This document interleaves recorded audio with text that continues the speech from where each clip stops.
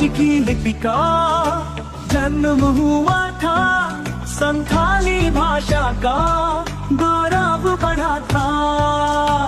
ओल चिकी हमारा अभिमान, शक्ति मना रहे गर्व से हम सब।